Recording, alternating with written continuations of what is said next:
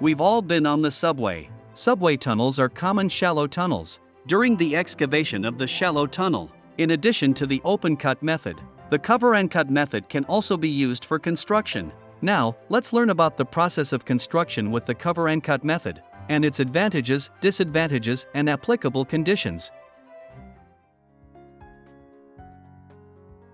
The cover and cut method uses board cast in situ piles, or diaphragm walls as enclosure and support structures. Protected by those structures, longitudinal beams at the pile top and cover top slabs are made, and the pavement is restored. Then, the main structure is constructed from top to bottom under the support of piles and cover slabs. The characteristics of structures constructed in the cover and cut method include small horizontal displacement, structural slab directly used as the support for foundation pit excavation, saving on temporary support, short occupation time of roads and little disturbance to ground traffic and residents' lives, little impact of the external climate on its construction. However, the cover and cut method also has its disadvantages. It's not easy to transport the soil excavated during construction out, leading to slow construction speed. Waterproof treatment is required for the construction joints of slabs, walls and columns, which slows down the construction speed. The intermediate columns can only support limited upper loads before the structural frame is formed. Therefore, the cover and cut method is mainly applicable to shallow tunnels and underground works such as urban subways. It is especially suitable for constructing underground chamber buildings such as metro stations. The specific construction methods mainly include cover and cut bottom-up method, cover and cut top-down method, cover and cut semi-top-down method, and the combination of cover and cut method and undercutting method. Now, we will specifically explain the construction procedures of cover and cut bottom-up method and cover and cut top-down method. The first of the process of construction with the cover and cut bottom-up method is to construct the enclosure structure and the intermediate support column. Then steel beams are erected on the enclosure structure and columns, and temporary pavement is paved to maintain the ground traffic. After excavating to the foundation pit, the base slab shall be poured first, then the sidewall is poured. Finally, the top slab is poured. We can see that the construction process of the cover and cut top-down method includes the following. First, the enclosure structure and the intermediate support columns are constructed.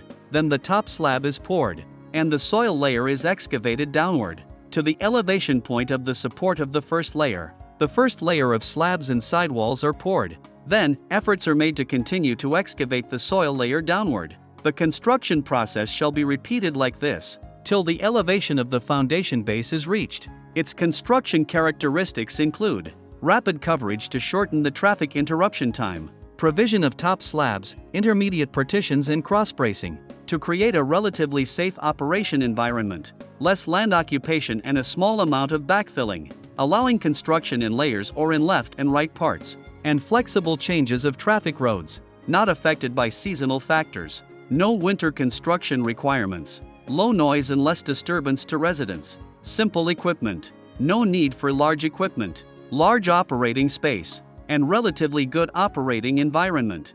Then, let's take a holistic view of the process of construction with the cover and cut bottom-up method and cover and cut top-down method. Cover and cut bottom-up method. 1. Construction of the intermediate supporting pile and cover slab of diaphragm wall. 2. Construction of the intermediate supporting piles and cover slabs.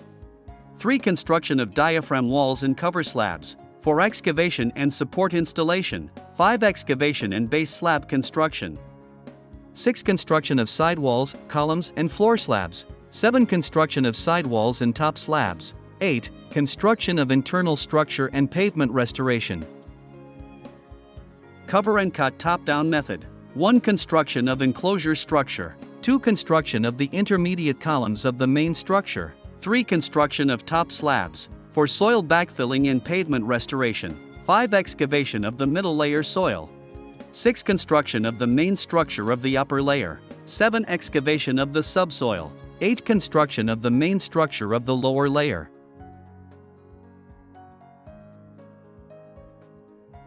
The methods for shallow tunnel excavation demonstrate different advantages and disadvantages, and they are applicable in various conditions. After class, we need to review the cover and cut top-down method and cover and cut bottom-up method, so as to grasp the characteristics of each excavation method and be able to apply it to future work. After class, please summarize the significant difference between the cover and cut top-down method and cover and cut bottom-up method.